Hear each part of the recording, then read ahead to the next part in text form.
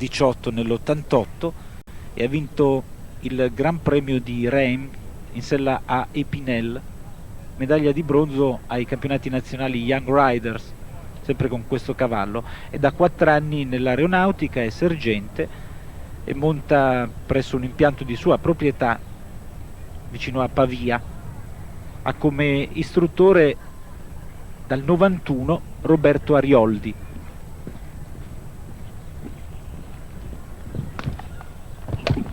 Ripeto, 10 i binomi qualificati per il barrage di questo premio Aventino. Anche qui una confortante presenza italiana.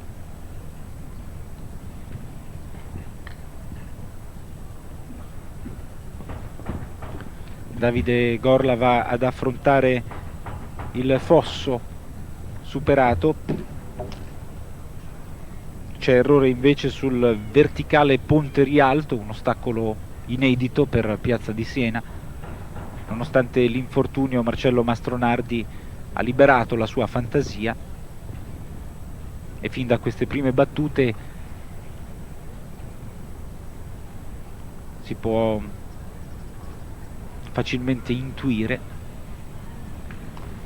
che per tutti i 5 giorni di gara ci saranno percorsi sempre all'altezza della situazione, del prestigio di questo concorso. Sono 4 le penalità per Davide Gorla ed ora toccherà a un cavaliere brasiliano, Alvaro Miranda, su Arisco Carofna,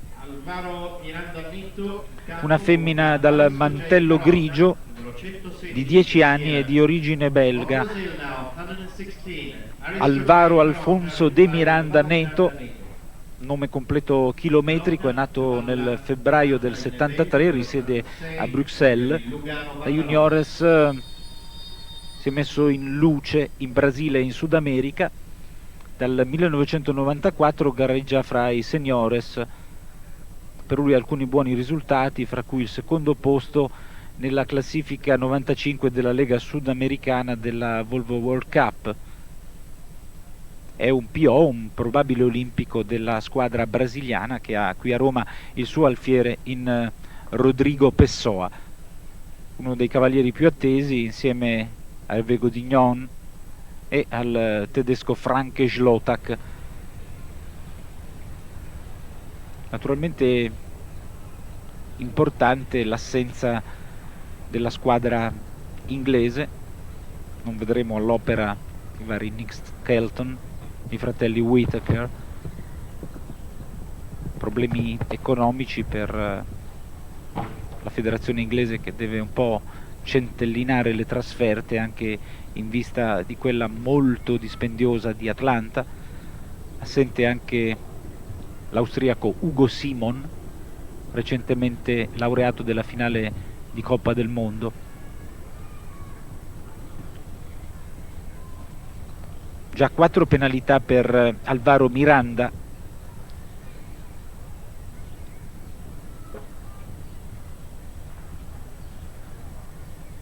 Naturalmente in questa prima giornata di gare non tutti i cavalieri spingono al massimo sull'acceleratore. Queste categorie d'assaggio possono servire per i cavalli più attesi come test in vista delle categorie più impegnative. Intanto ha abissato l'errore il cavaliere brasiliano, 8 penalità nel tempo di 79 e 86. Per il Giappone, Yoshihiro Nakano su Sisal de Jalesne, un castrone dal mantello baio di 12 anni di origine francese.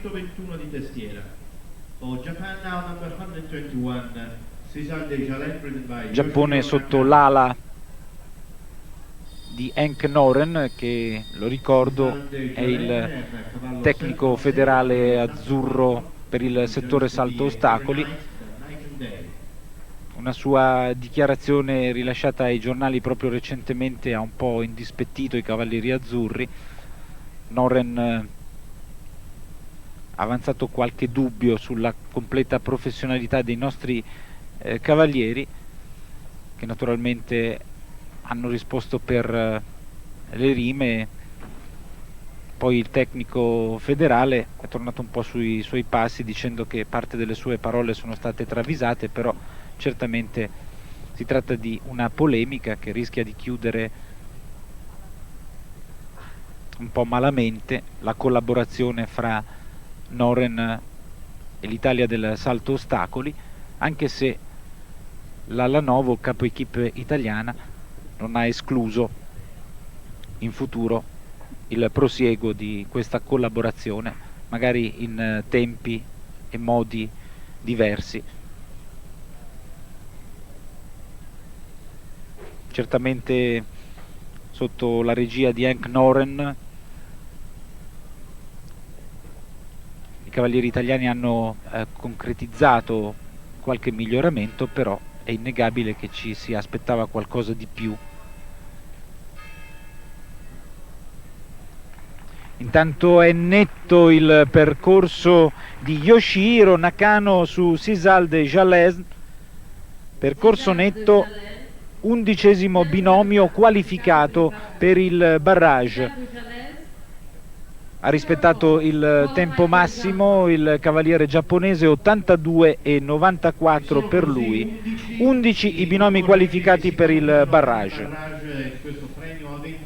Ecco, vedete che il regista Roberto Gambuti ci propone anche l'elenco dei qualificati: Moyerson, Michel Robert, poi Rob Ahrens, Thomas Scheppers, Yoshihiro Nakano, Andrei Johan Peter, Gianni Govoni, Arnaldo Bologni, Grégoire Robertson, Frank Schlotak, Natale Chiaudani. Ora per la Svizzera Urs Fa su Jeremiah, una femmina dal mantello baio di 10 anni di origine belga. Urs Fa è nato nel 64, di professione meccanico automobilistico. Tra i suoi dati scopro che è celibe, dunque un buon partito con quello che costano i meccanici di questi tempi. I suoi primi risultati di rilievo nel 90 ad Arau, 11° posto ai campionati nazionali elvetici.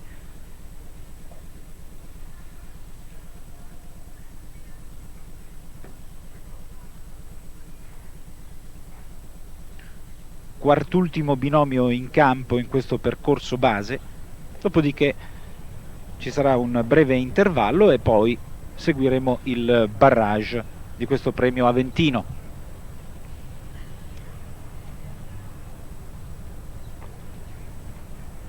Abbastanza briosa l'andatura cadenzata da Jeremiah. Ora il binomio svizzero atteso dalla doppia gabbia, bene anche sul verticale di uscita, anche se c'è stato un brivido. Parte intermedia del tracciato, bene anche su questo largo. Ora il fosso, solitamente molto rispettato da tutti i saltatori, ci sono stati pochi errori.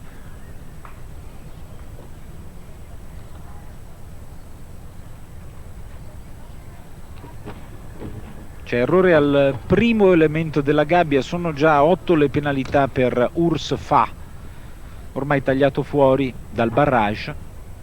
Può prendersela dunque comoda il cavaliere svizzero, che va a superare anche l'Oxer conclusivo nel tempo di 84,16, dunque c'è anche un surplus, una penalità ulteriore per aver superato il tempo massimo, 8 penalità e un quarto per Urs Fa e Jeremiah. Per l'Italia ora dovrebbe entrare in campo Roberto Arioldi su Loro Piana Double Take Fise. Double Take è un castrone di 14 anni di origine neozelandese. Roberto Arioldi È nato a Monza nel 55, ha debuttato a Piazza di Siena, pensate, nel lontano 76, esattamente 20 anni fa. E qui a Piazza di Siena ha ottenuto 9 vittorie. Ricordiamo un successo nella categoria di potenza nell'89 con l'Hagan Bridge. Arioldi si è imposto negli assoluti dell'87 in sella rosa. Dal 92 è leader nelle classifiche di fine anno per le vittorie ottenute in campo nazionale.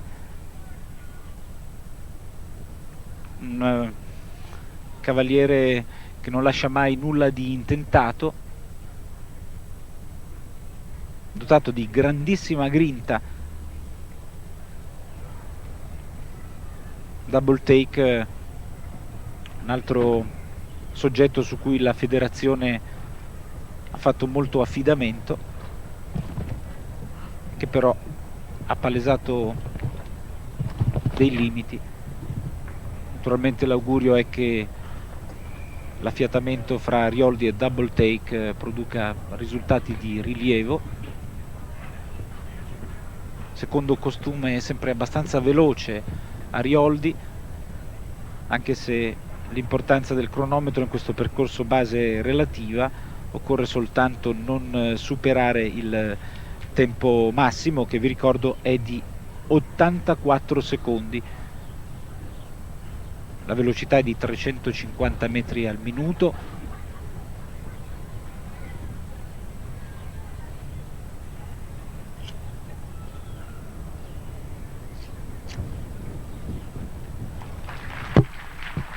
Applausi per Roberto Arioldi e Double Take, Loro Piana Double Take Fise, 12° binomio qualificato per il barrage. Un altro cavaliere italiano dunque che avrà l'opportunità di effettuare il barrage, e ora rimangono 2 brasiliani, Rodrigo Pessoa e Marcelo Artiaga. 12 i percorsi senza inquadrato errori, Roberto Arioldi che si avvia verso l'uscita dello splendido campo ostacoli di Piazza di Siena, campo di gara che ha una pianta ellittica, 150 metri per 50, il fondo è in erba e la semenza è un misto di gramigna e olietto.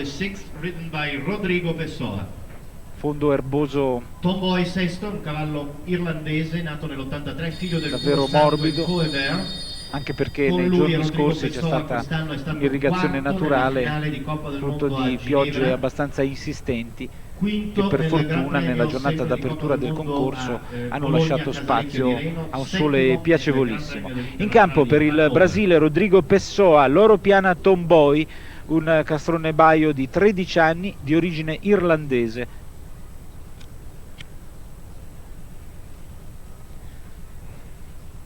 Rodrigo Pessoa è una delle star di questa 64esima edizione del concorso ippico internazionale romano, figlio del celeberrimo Nelson, detto Neco, uno dei più grandi cavalieri di tutti i tempi.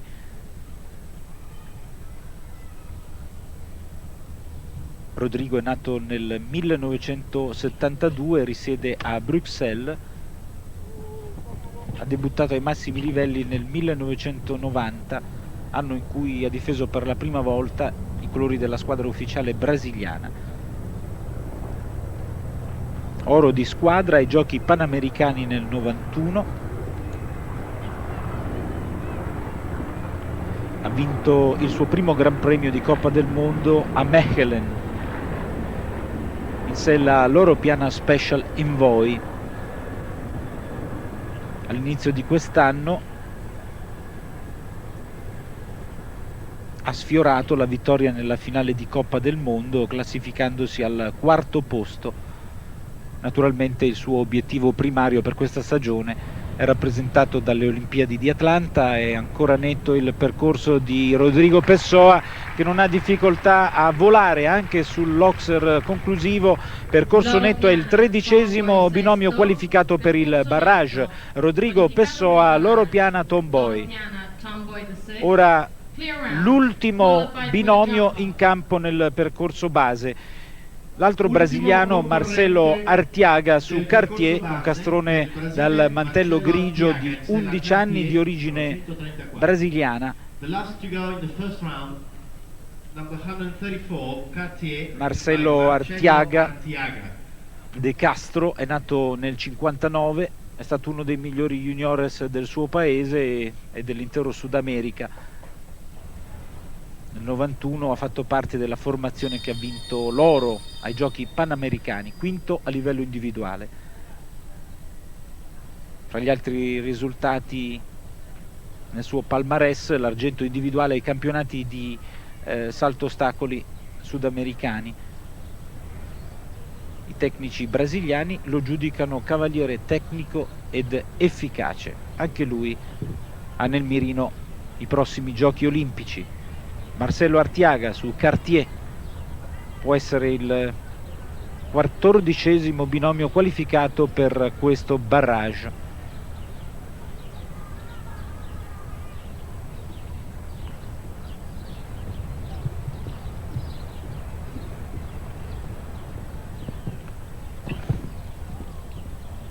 Al termine di questo percorso riepilogherò i binomi qualificati e poi vi proporremo un'intervista che Lorenzo Caffè ha realizzato con il capo equipe francese Patrick Caron. Intanto sono già 4 le penalità per Marcelo Artiaga, che dunque non accederà al barrage. Seguiamo per dovere di cronaca la fase conclusiva del suo tracciato.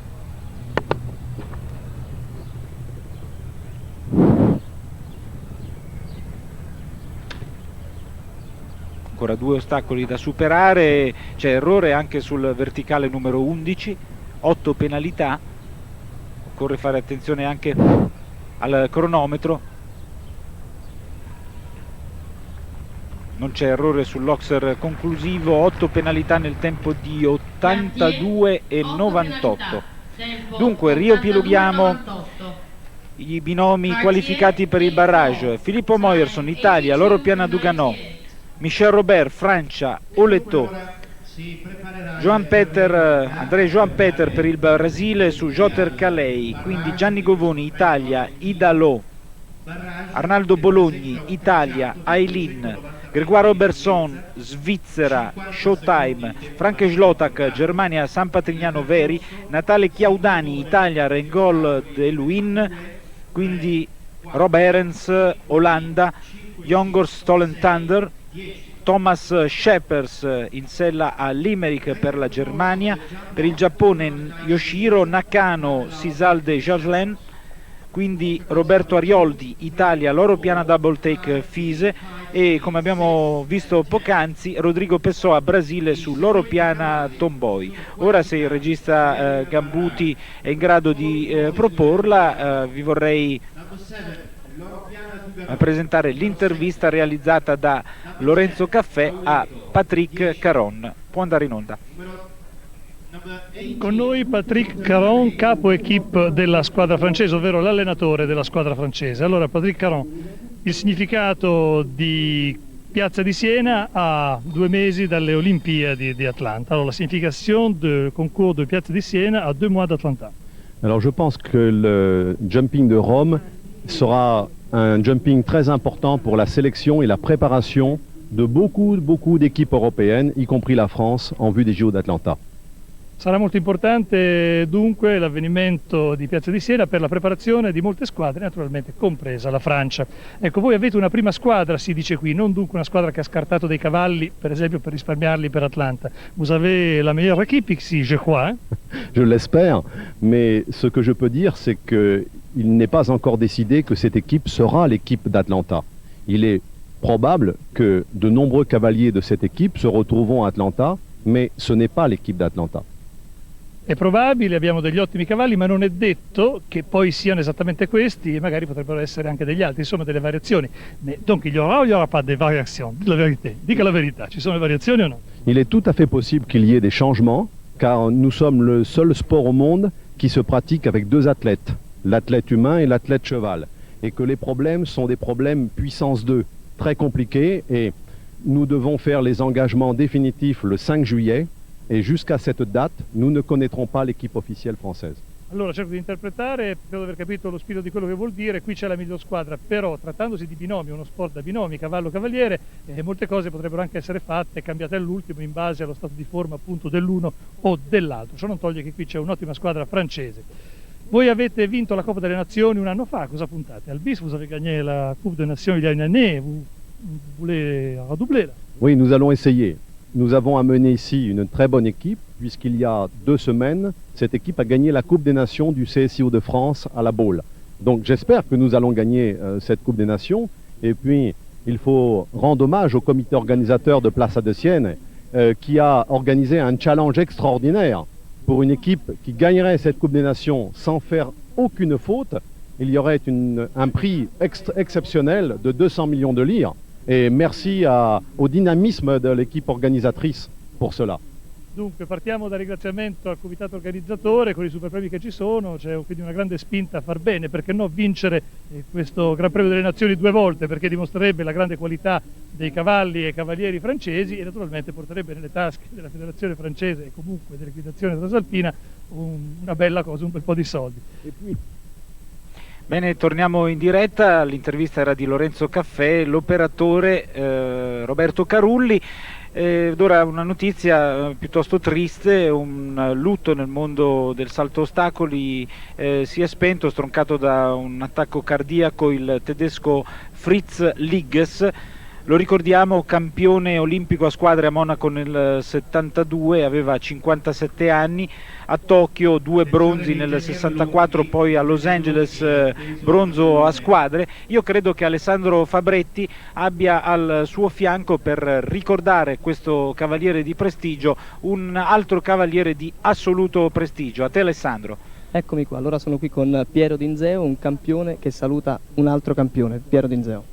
Sì, è veramente con viva commozione che abbiamo appena appreso della scomparsa di questo grande cavaliere tedesco che era versatile poi ad ogni tipo di disciplina, perché dal completo all'addestramento al concorso ippico ha fatto tutto.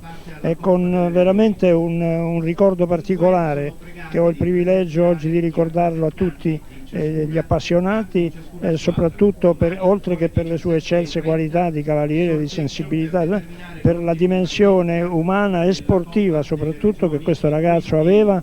Per noi veramente è una grossa perdita, perché ne abbiamo diviso insieme soddisfazioni, ore di ansia, ore di importanza sportiva di primissimo piano. Lei che ha gareggiato per molti anni assieme, ci racconti un aneddoto, un ricordo?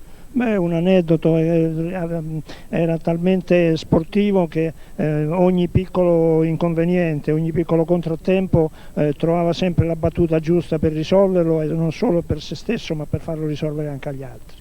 Claudio, se sei d'accordo, dopo questo doveroso ricordo, io farei un attimo con Piero Dinzeo un punto anche sull'equitazione italiana, visto che ne hai parlato prima. Certamente, e poi credo che tu abbia a disposizione il primo vincitore di questa edizione. Esattamente, allora un momento Piero Dinzeo, l'equitazione italiana, ne ha parlato prima anche Claudio Cardi, Henk Noren, i cavalieri italiani, Atlanta, eccetera.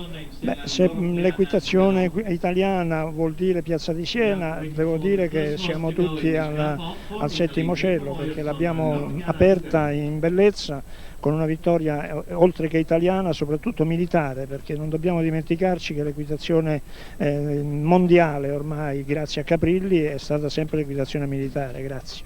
E allora eccolo qui, Enrico Gasperini, vincitore del primo premio qui di Piazza di Siena del 64esimo concorso ippico internazionale di Roma. Complimenti, dall'87 non vinceva un cavaliere dell'esercito. Grazie, sono molto contento, chiaramente, perché entri in campo, vinci 10 minuti e poi hai vinto, per cui è una bella soddisfazione. Tra l'altro era il debutto qui in un premio internazionale a Piazza di Siena. A Piazza di Siena sì, era il debutto sia io che il cavallo, quindi insomma una doppia soddisfazione per tutti. È un buon inizio per poi?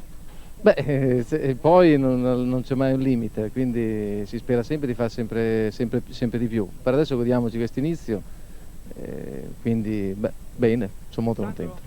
Sì, Gasperini mi sente? Gasperini non ti sente, però a un Ecco, momento gli mettiamo no, l'auricolare. volevo solo ricordargli che ha al fianco una persona, Piero Dinzeo, che ha vinto addirittura 62 categorie a Piazza di beato Siena. lui. È stato il cavaliere che è riuscito a ottenere il maggior numero di successi in assoluto, quindi è un Bravissimo. buon viatico, no? Lui comincia adesso. Sì, sì, e beh, vabbè, non è mai troppo tardi. Comunque, no, benissimo, certo, un grosso campione, tempi passati, adesso ci sono questi e bisogna vivere su questi, insomma, tempi molto diversi, anche diversi come gestione, come competitività, come tutto. L'augurio è che questa vittoria sia la prima di una lunga serie. E grazie, anche Gasperini, allora lei ha partecipato anche a questo premio, com'è il percorso, come è sembrato anche il campo, visto che siamo all'inizio? Ma il campo va bene, direi che non ci sono problemi, cerchiamo di mantenerlo così. Il percorso, sì, il percorso questo, quello misto, quindi l'intermedia, gara intermedia, un buon percorso, abbastanza tecnico, io ho fatto un errore, però direi che il cavallo è andato bene, sono contento anche di questo. Parliamo un attimo del cavallo, perché ci diceva prima che aveva avuto un problema, 20 giorni che non lavorava. Non è che non lavorasse, non era impegnato in concorso, una stupidaggine, un piccolo taglio, Valium, il cavallo francese che monto di 9 anni, è stato lui appunto che si è qualificato qui per l'internazionale. Una cosa sciocca, però gli ha impedito di fare magari quelle categorie di preparazione che sono, diciamo, importanti per poi fare l'internazionale, quindi è un pochino indietro con la preparazione, anche se ha fatto un bel percorso, un pochino titubante, guardava un po' la tribuna, però insomma, penso che domani non avrà questi problemi. Ha sentito i suoi colleghi riguardo questo concorso? Non ho capito. Questo premio, riguardo questo premio, ha sentito i suoi colleghi? Gli altri cavalieri? Sì, l'intermedia? Sì, no, adesso no, non ho avuto modo di parlare con nessuno. Benissimo, allora ringraziamo Gasperini, Claudio, e ti ridò la linea. Grazie ad Alessandro Fabretti e ai suoi ospiti. Dovrebbe essere imminente l'ingresso in campo del primo binomio per il barrage. Vi ricordo che questo barrage si effettuerà sugli ostacoli 2, 3, 4, 5 BC, 6 e 10 del percorso base. La lunghezza del tracciato sarà di 290 metri, il tempo massimo di 50 secondi, il tempo limite di 100 secondi. Scorgo in lontananza dalla mia postazione la sagoma di Filippo Moyerson e del grigio Loro Piana Duganò. Eccoli puntualmente in campo, dunque seguiamo questo barrage per i quali si sono qualificati 13 binomi. In caso di ulteriore parità di penalità classificherà il tempo impiegato in questo barrage, dunque ora diventa fondamentale anche il cronometro e l'esperienza recente insegna che spesso e volentieri gare di questo tipo sono proprio assegnate per una questione di centesimi di secondo. Addirittura in passato abbiamo visto il Gran Premio Roma andare a un campione anziché a un altro proprio per una manciata non di secondi ma di decimi addirittura. E infatti vedete che il ritmo è già diverso rispetto al percorso base. Filippo Moyerson è partito con il piede pigiato sull'acceleratore, 3 volte campione italiano. Filippo Moyerson sta prendendo i suoi rischi e vedete sfiora tutti gli ostacoli senza respiro. Il suo Loro Piana Duganò per ora non tradisce, in effetti percorso netto in 34 e 33.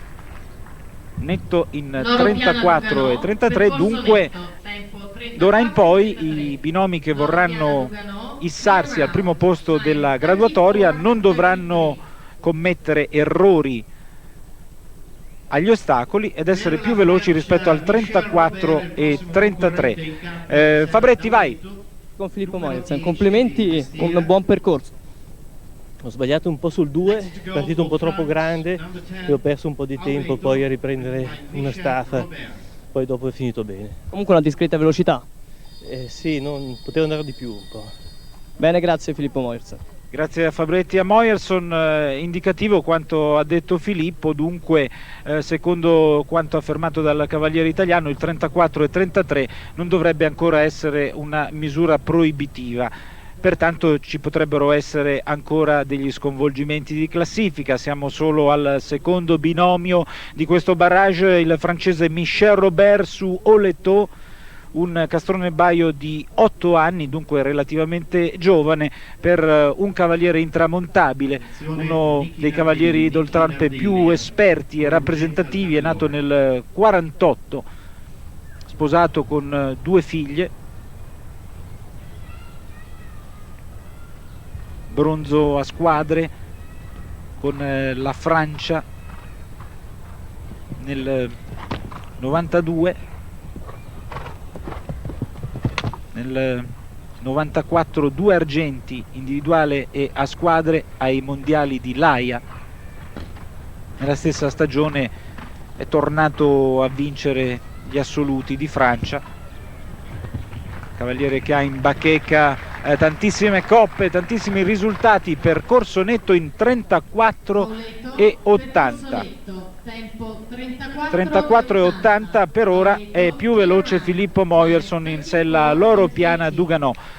Auguriamoci naturalmente che Filippo sia stato un po' pessimista e dunque auguriamoci di riabilitare il suo riferimento cronometrico, che è di 34 e 33. Questo è il tempo da battere in caso di percorso netto. Ora il terzo binomio in barrage, il brasiliano André Johan Peter su Jotter Calais.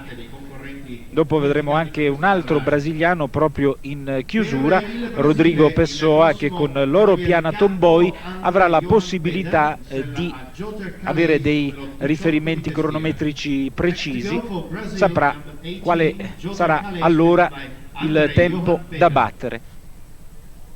Per il Brasile André Johan Peter, Jotter Calais, castrone di 10 anni di origine brasiliana. André Johan Peter è nato nel 63, risiede a Porto Alegre, cavaliere di talento, ha debuttato in Coppa delle Nazioni nell'88, anno in cui ha partecipato alle Olimpiadi, 25esimo posto individuale, sesto di squadra. Ai mondiali di l'Haia è stato quarto con la sua equipe, 44esimo posto a livello individuale. Ha vinto il Gran Premio di Coppa del Mondo a San Paolo del Brasile.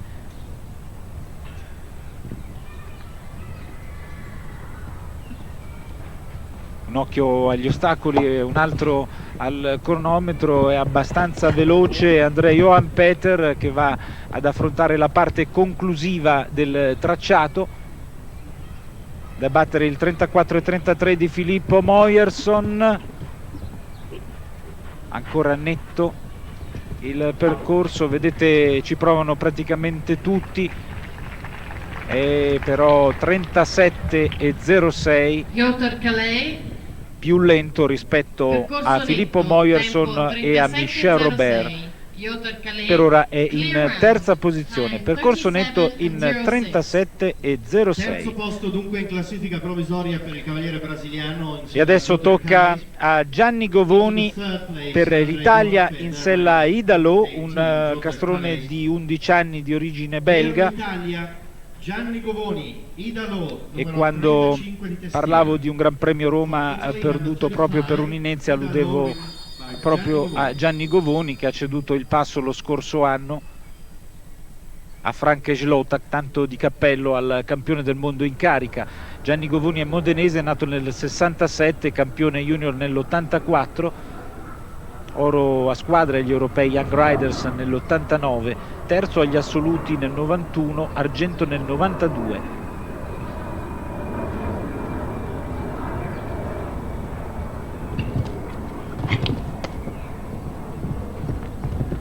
Lo scorso anno nel Gran Premio Roma montava Ailin.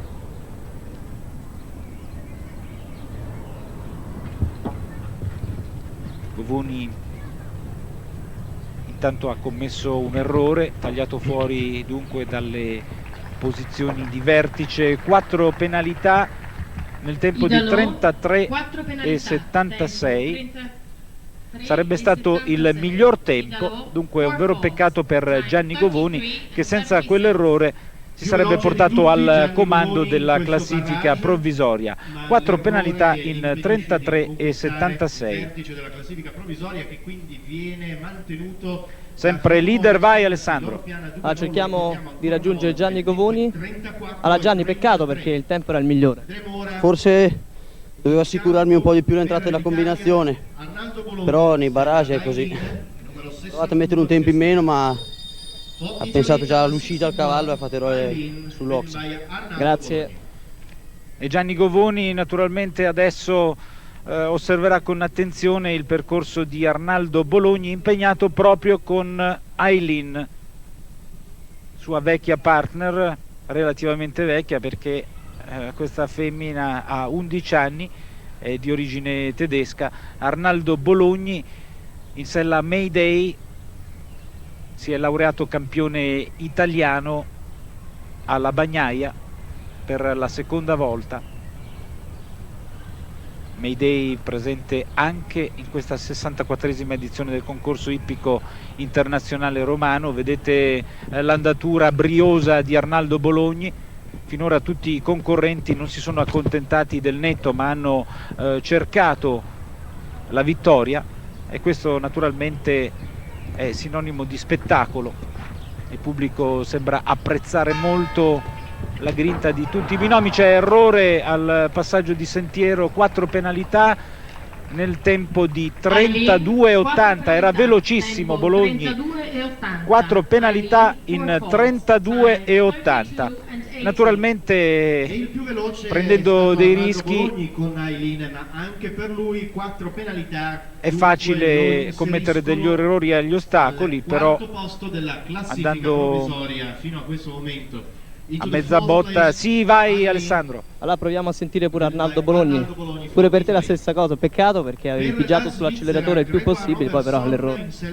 Ma io sono contento perché sono le prime gare che sto cercando anche di essere abbastanza veloce con la cavalla, ma penso di aver fatto una girata non troppo convinto e mi sono buttato avanti prima che la cavalla potesse partire. Grazie.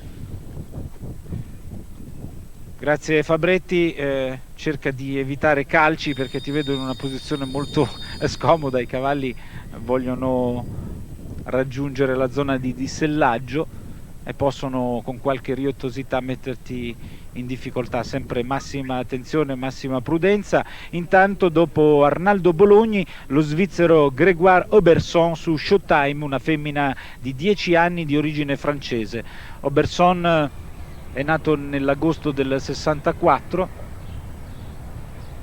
cavaliere professionista, si è messo in luce sin da ragazzo, quando nell'81 ai campionati europei di Arau è giunto 12esimo. Intanto ho in cuffia il ritorno di Alessandro Fabretti, prego di escluderlo, grazie alla regia. C'è l'errore di Grégoire Oberson, 4 penalità. Dunque classifica sempre capeggiata da Filippo Moyerson, Loro Piana Duganò, percorso netto in 34 e 33, in seconda posizione Michel Robert per la Francia su Oleto. 8 le penalità per il cavaliere elvetico, lontano dalle prime posizioni di classifica.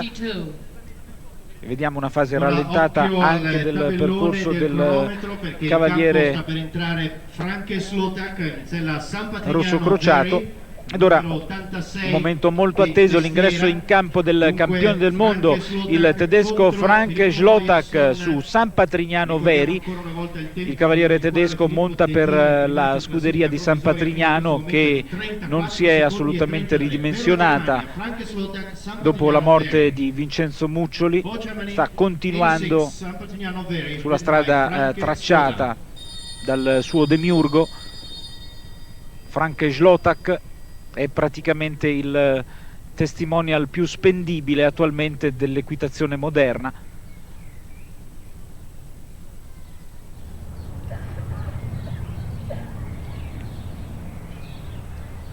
L'anno scorso aveva dichiarato in un'intervista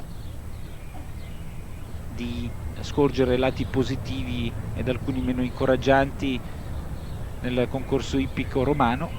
Sarà interessante chiedere a un cavaliere di questo prestigio se l'organizzazione del Xio romano ha fatto dei passi in avanti in questi 12 mesi. Molto veloce anche Frank Zlotak, ripeto, nel mirino il 34,33 di Filippo Moyerson. Sta tagliando le piegate da par suo Frank Zlotak. Occhi croce è in vantaggio ancora, ma c'è errore al passaggio di sentiero, dunque il tempo di 32,61, velocissimo Frank Zlotak, ma ci sono le 4 penalità per Frank Zlotak e per San Patrignano Veri. Ora per l'Italia Natale Chiaudani su Reingold e Luynes, altro binomio atteso per la Coppa delle Nazioni in programma venerdì. È l'8° binomio in gara. Dopo Chiaudani vedremo all'opera Rob Herrens per l'Olanda, Thomas Scheppers per la Germania, Yoshiro Nakano per il Giappone, Roberto Arioldi per l'Italia e il brasiliano Rodrigo Pessoa. Ora Natale Chiaudani, piemontese di Tortona, è nato nel 1960, già ufficiale della scuola di cavalleria di Montelibretti. Il suo debutto a Piazza di Siena nell'88. Nel 95 argento agli assoluti, siglati da Arnaldo Bologni e Mayday, argento proprio con Reingold de Luynes, che è un cavallo intero dal mantello grigio di 12 anni di origine francese. C'è immediatamente errore, peccato per Natale Chiaudani. Il tabellone elettronico non ha ancora registrato le 4 penalità del cavaliere azzurro, doppiate, 8 in questo momento. Dunque in assoluta scioltezza la parte conclusiva di questo percorso. Si allontanano le posizioni d'avanguardia per Chiaudani e per Reingold de Luynes. 12, un fardello preoccupante per Reingold de Luynes, che speriamo tornerà al top della forma nei prossimi giorni di fronte ad appuntamenti più importanti. 12 le penalità nel tempo di 42-43 per Natale Chiaudani e Reingold de Luynes. Ed ora il 9° binomio in campo in barrage, l'olandese Rob Herrens su Young Horse Stolen Thunder. Stolen Thunder è un castrone baio scuro, sta facendo il suo ingresso in campo, molto anziano, ha 17 anni. Rob Herrens, nato nel 57, risiede a Weert, cavaliere non anziano, però ha già alle spalle una carriera notevole, può essere considerato un decano fra i cavalieri olandesi.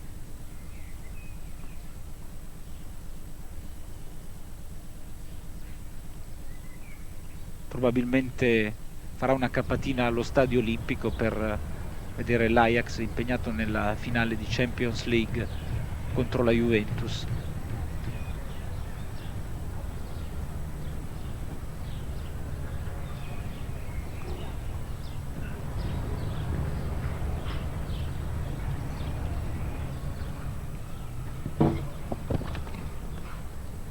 Nell'81 Rob Herrens si è classificato in terza posizione agli assoluti d'Olanda.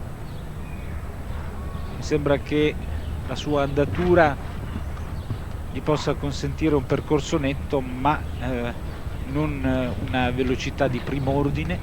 Infatti sono già 40 i secondi impiegati, 41,15. Percorso netto in 41,15 per Rob Herrens. Chiara l'intenzione da parte del cavaliere olandese di ottenere il percorso netto senza puntare alla vittoria. non ha forzato.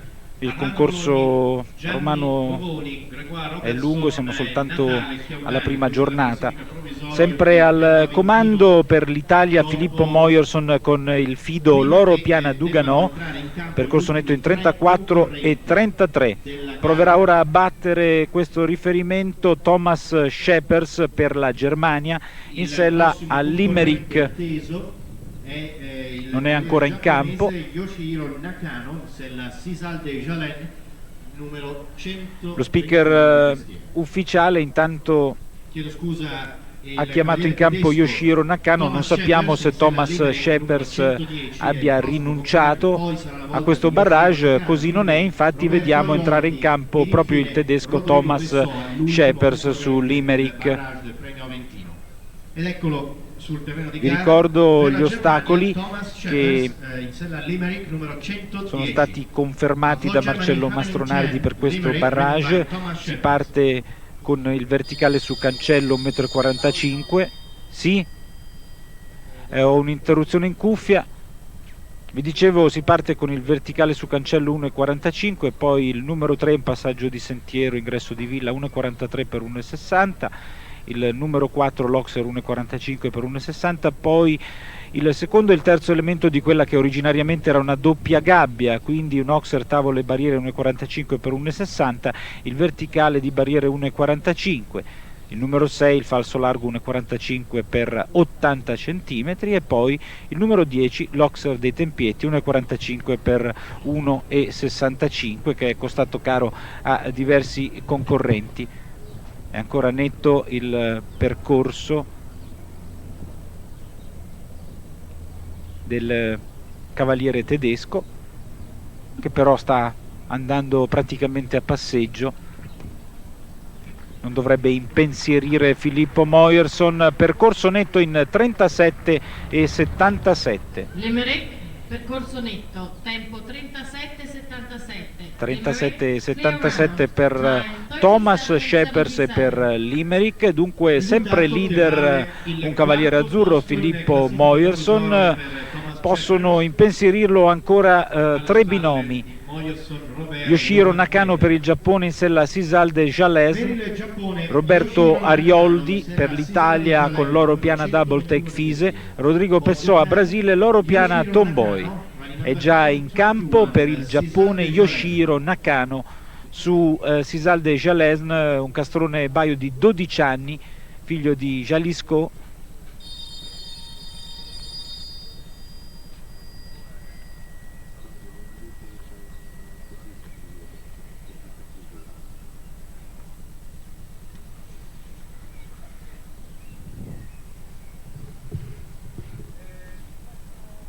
Patrick Caron, capo equipe francese, ha confermato la qualità della squadra transalpina, che ovviamente quando si sposta non lo fa per prendere aria. L'obiettivo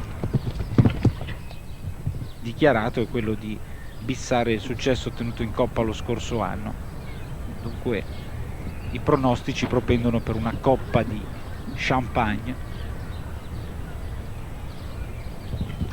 Lento anche Yoshihiro Nakano, 39 secondi e 70, ma è un netto molto apprezzabile per il cavaliere giapponese, che in qualche modo intende anche completare il suo bagaglio professionale, il suo bagaglio tecnico. Ogni esperienza è buona per crescere. 39 e 70 significa quinto posto nella classifica provvisoria. Ora per l'Italia Roberto Arioldi, Loro Piana Double Take Fise. Seconda gara del concorso internazionale. Dunque o saluteremo la seconda vittoria azzurra della giornata oppure sentiremo l'inno brasiliano. Infatti abbiamo ancora due concorrenti in questo barrage. Già in campo Roberto Arioldi per l'Italia, dopo di lui concluderà questo barrage Rodrigo Pessoa per il Brasile. Roberto Arioldi, monzese,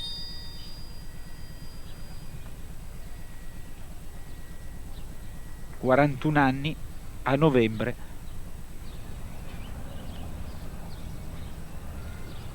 Vi ricordo che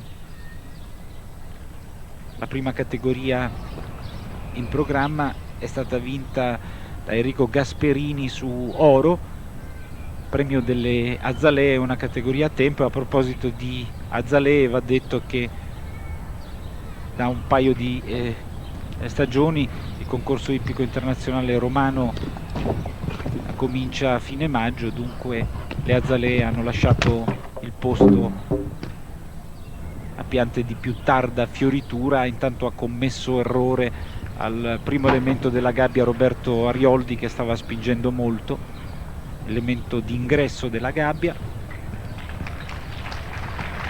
4 penalità nel tempo di 33,75. Solito discorso, anche Roberto Arioldi ha preso i suoi rischi, ha sbagliato. 4 penalità, rimane leader Filippo Moyerson. Credo che Fabretti abbia la possibilità di interpellare a caldo anche Roberto Arioldi. Sempre con estrema attenzione cerchiamo di fermare Roberto Arioldi e il suo Loro Piana Double Fise, cavallo di punta che però non monterà il Gran Premio. Sì, penso che lo monterò nel Gran Premio. Il cavallo all'inizio stagione ha avuto un po' di problemi, adesso sta bene, sta recuperando bene, speriamo di essere in forma per domenica. Grazie Roberto. Allora, l'ultimo binomio in gara in questo barrage, Rodrigo Pessoa, Brasile, in sella a Loro Piana Tomboy. Verosimilmente Filippo Moyerson sarà ai bordi del campo di gara a sbirciare la prestazione del cavaliere brasiliano. Con estrema sportività seguiamo il tracciato di Rodrigo Pessoa, che potrebbe soffiare il successo a Filippo Moyerson, che si era rivelato abbastanza pessimista. Aveva dichiarato che il suo 34,33 non era un tempo imbattibile, e invece fino a questo momento ha resistito, anche perché i binomi più veloci hanno commesso errori agli ostacoli. E c'è errore da parte di Rodrigo Pessoa, dunque la vittoria va all'Italia, precisamente a Filippo Moyerson e a Loro Piana Duganò. Seguiamo per completezza di informazione anche la parte conclusiva del percorso di Rodrigo Pessoa, però naturalmente pensiamo al 2 su 2 operato dai binomi italiani dopo il successo di Enrico Gasperini nella categoria a tempo. Ora nel premio Aventino categoria mista, vittoria per Filippo Moyerson, Loro Piana Duganò, percorso netto al barrage in 34,33. In seconda posizione per la Francia Michel Robert Oleto, percorso netto 34,80, dunque soltanto 47 centesimi separano il primo binomio dal secondo. In terza posizione per il Brasile André Joan Peter su Joker Calais 37,06, e in quarta Thomas Scheppers per la Germania in sella a Limerick 37,77. Fabretti, non so se hai la possibilità di avere ancora un ospite al tuo microfono. Io ho l'ospite qui, il vicepresidente della federazione, ed è caduto l'auricolare, nonché capo equipe della squadra italiana Lallanovo. Allora, innanzitutto complimenti, perché 2 su 2 non è male, no? Continua a cadere l'auricolare. Se parliamo così, no, non è male, direi che è stato un buon esordio. Scaccia tristezza sulle notizie provenienti dall'Argentina. Ecco, parliamone un attimo.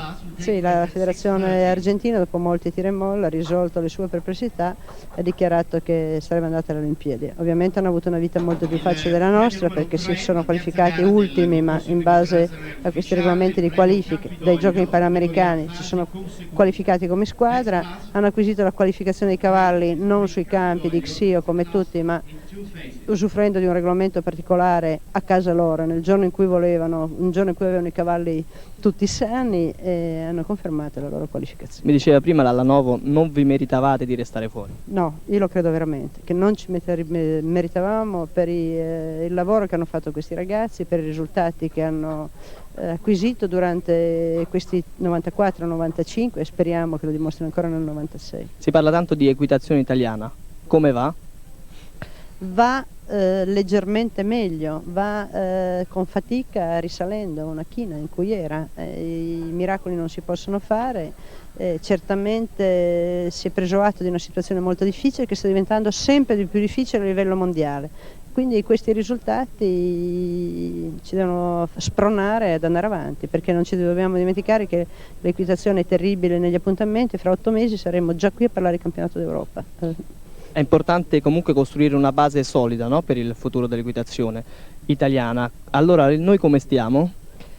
Ma abbiamo cercato di costruirla questa base, direi che i risultati a livello giovanile sono stati buoni, quest'anno siamo partiti molto bene anche con un settore che era abbastanza scoperto, che era il settore Young Riders, abbiamo dato addirittura una squadra in Coppa delle Nazioni composta da 4 Young Riders, ovviamente in un Xio non troppo difficile, si sono classificati quarti su decimi, una Young Riders, Manuela Di Stefano, è stata seconda in un Gran Premio di Xio. Io voglio solo ricordare che prima di questi anni noi non avevamo raramente un cavaliere nei primi 10 classificati di uno Xio, cosa che adesso avviene invece regolarmente. Lalla, posso farti una domanda?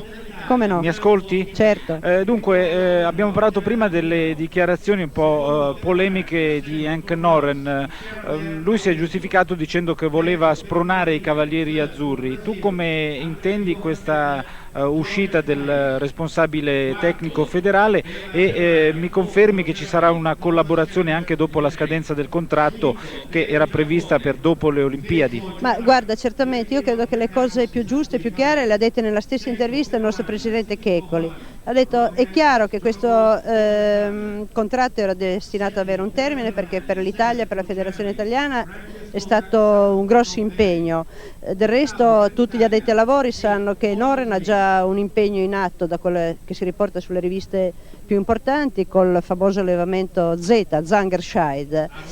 Certo che noi potremo certamente avvalerci, e spero che ci avvaleremo ancora nel futuro, di un tecnico come Noren che ormai conosce le nostre realtà in un modo differente, in un modo certamente non a tempo pieno come è stato fino a questo momento.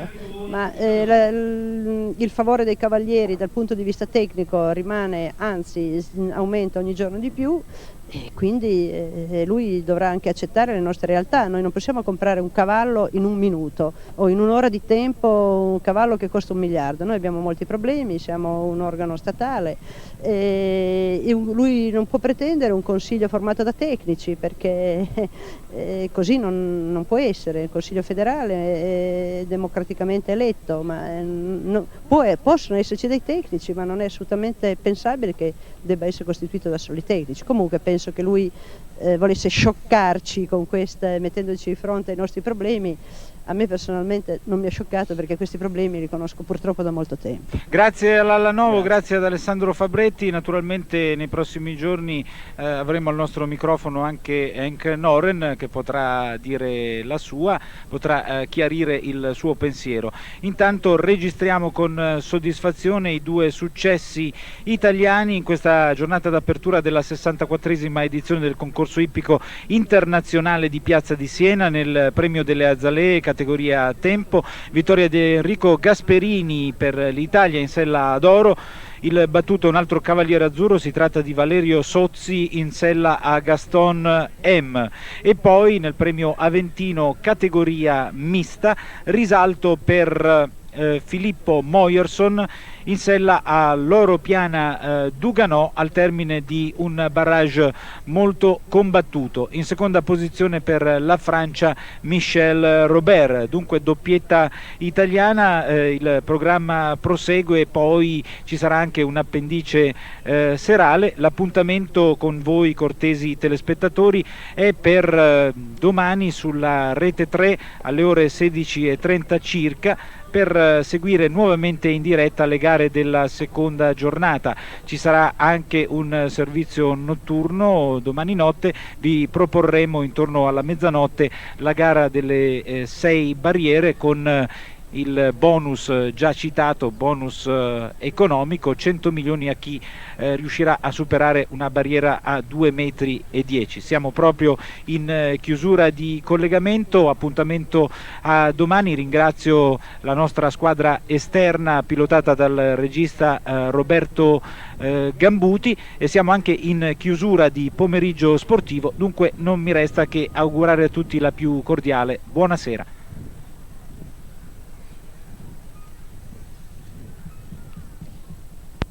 Subito con Piazza di Siena.